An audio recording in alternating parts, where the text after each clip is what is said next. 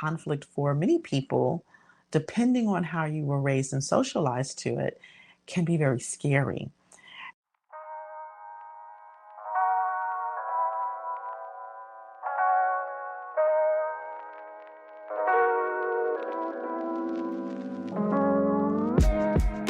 Welcome to Beliefs, Behaviors, Communication, and the Brain, where we talk about what you say, what you don't say, how you say it, and why it matters in leadership and in life.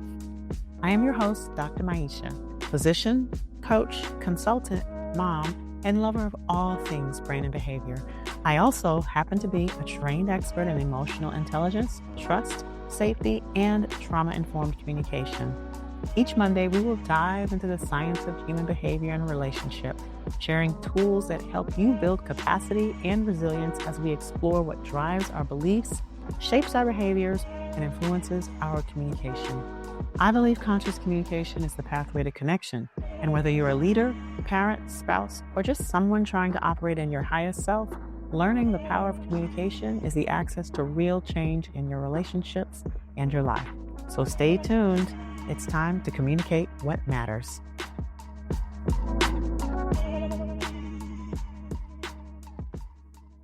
Welcome back.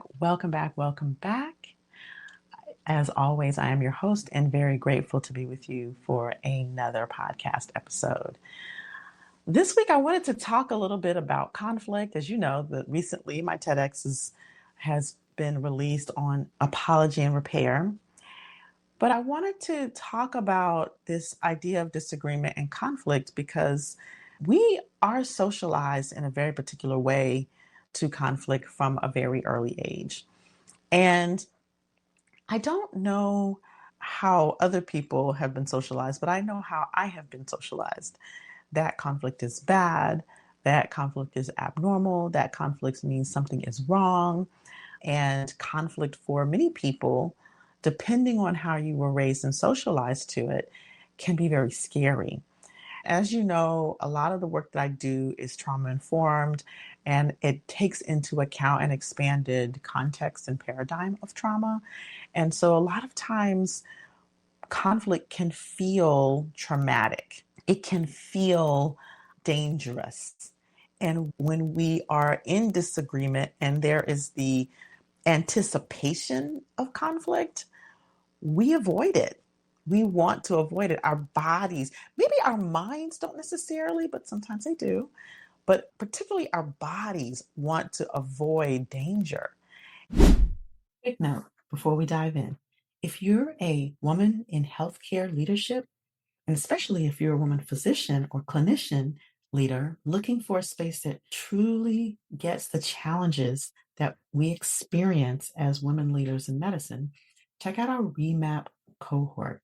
It's 4 months, real community, real skills, and 22 CME credits. Link is in the show notes. And so the brain is clocking, is sort of like our little librarian, the hippocampus, is remembering past instances of conflict, which felt scary, which felt dangerous, which felt extremely uncomfortable.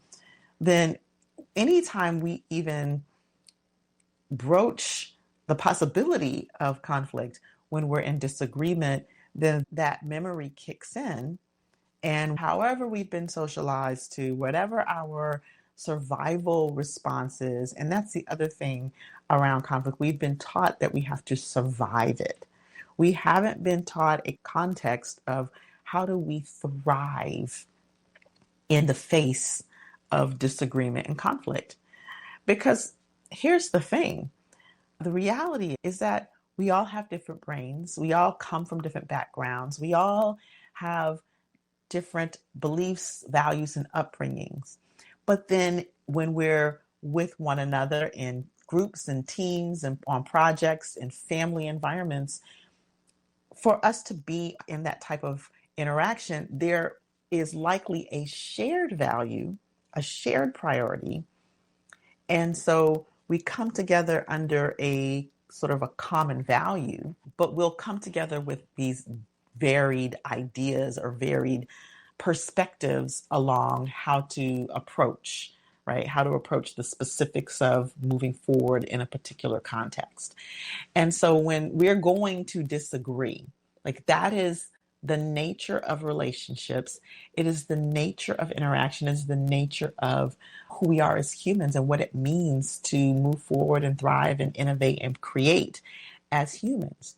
But when we're socialized that conflict and disagreement is bad and we're not taught how to navigate it, we're not taught how to repair when things go wrong, then it leaves us with an experience that conflict is to be avoided at all cost, or that we have to fight our way through and survive conflict.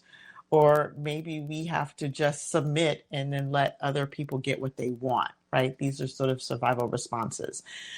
So what I want to bring into the conversation for consideration is that conflict in and of itself is not bad. And some people even see conflict as a failure, like, oh, if we get into a fight, that means somehow we're failing something, like we're failing to communicate well, or we're failing to be a team, or we're failing to be civil, whatever that is, right? And so if we begin to look at, just as, in past episodes, I've talked about emotions being data, emotions being information, we can begin to look at conflict in the very same way.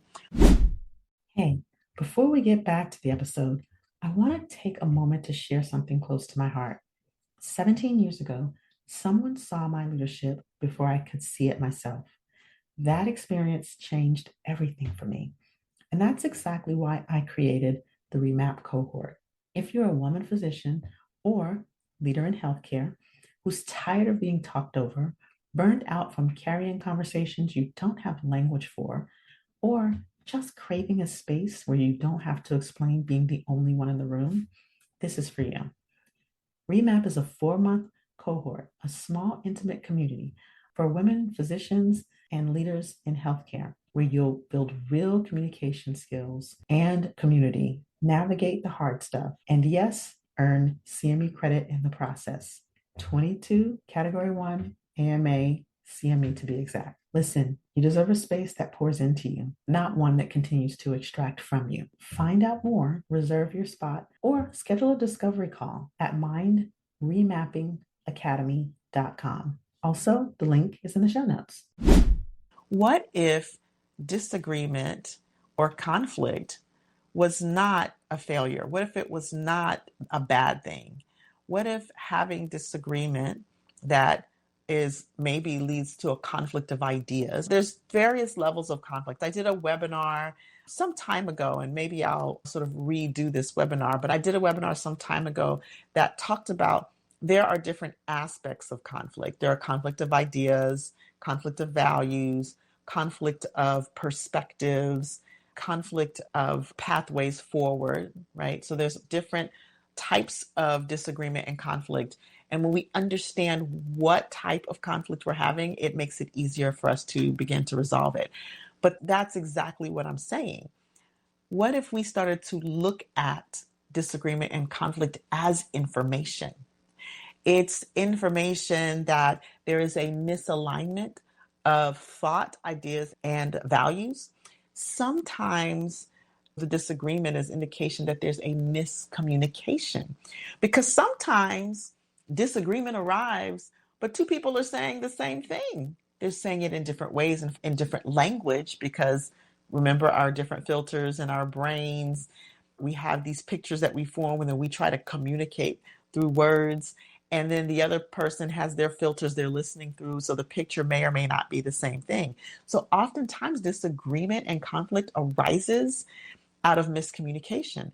So when we start to look at disagreement as information, conflict as information, not about the character of the person, right? We have to be mindful of what information are we actually deriving, right? Not as information about the character of the person, but about the item that is being disagreed upon, or the subject that is being disagreed upon, or maybe the method in which is being communicated. So my invitation is for us to begin to look at when there's conflict. What is the question that we want to ask? Okay, take a step back. What is the disagreement actually about? So that's the first question. What is the disagreement actually about? The second thing is, what is not getting heard? What may not be getting held? Right? What is being misunderstood? So that takes clarification. That takes, okay, this is what I said, and what did you hear me say? We can also look at what values are we coming from that are different? What perspectives are we coming from that are different? And so when we think about conflict in this way, when we think about there's information that this disagreement is giving us, then we can begin to examine that information between two people, or if it gets too heated, you could take a step back and examine it each individually and then come back to the table and say, hey, okay, I think this is where the pathway started to go in a different direction than we were intending it. And what you do is you find the common value, right? This is what we both agree upon. And then you begin to get a little bit more specific, chunk down, we call it, until you come to where that division of thought or where that disagreement of thought is. And that's where you can begin to say, here's where my perspective, here's the perspective I'm coming from. Here's the perspective I'm coming from. Maybe you're saying the same thing, maybe you're not. And then begin to look at, well, where's the middle ground that meets the higher value, right? And so many times you can resolve conflict just by doing that, right? Just by recognizing that this is information, not failure. It's information, not danger. It's information, not a person just being obstinate or being contrary. And that is what I invite you to do this week, is to look at the areas of life where conflict may be happening, or when a disagreement comes up this week for you. Begin to listen for what information is that disagreement telling you. What is it telling you? What information is it giving you about the communication, about what values are not being heard, about what perspectives are not being heard? And begin to be curious and inquire about that. All right? And so with that, I invite you to move forward and test this out in the field. Test this out in the field and let me know how it goes. Share this episode with a friend, a family member, or colleague. Get an accountability partner and practice it, because practice makes progress, not perfection. And we can talk more about what are different ways to resolve conflict in language in a future episode. All right. Leave a review. Let us know how you're liking our topics. And I look forward to hearing your feedback on the TEDx talk. Please, the link will be in the show notes. Please go listen and share. And until the next time we see each other, stay empowered. Thank you for joining me today on our podcast. I hope today's episode gave you fresh insights and practical tools to elevate your communication and build trust and connection in all areas of your life, from leading your team to strengthening your relationships at home. If today's conversation resonated with you, please take a moment to subscribe to the podcast so that you never miss an episode. I also invite you to share this episode with one person in your life who can benefit, whether it be a colleague, a friend, or a family member. And we would most appreciate if you left us a 5-star review. Your support helps us reach more people looking to grow in their communication and leadership. And if you love what you are hearing and are thinking, hey, I need this, or we need this in our organization, here are a few ways to think about partnering with me. You can invite me to provide workshops, trainings, or group leadership learning cohorts. My Remap framework offers practical, brain-aligned approaches to building trust, accountability, and psychological safety, one conversation at a time. You could partner with me as a coach. I provide leadership, communication and burnout coaching for leaders, clinicians, physicians, and executive teams.